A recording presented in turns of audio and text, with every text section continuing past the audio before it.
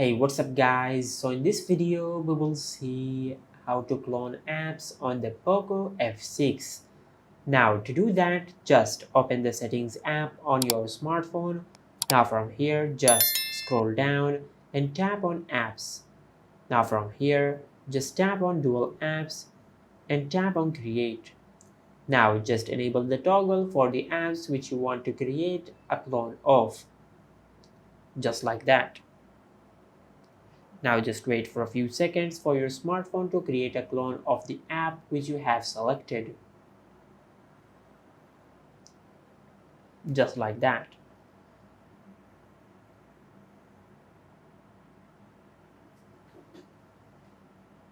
Now once you have done that, now if you go to your home screen and open the app drawer,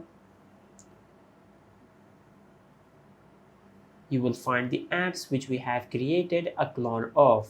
And as you can see, the cloned version has an icon at the bottom left corner to indicate that this is the cloned version of the original app.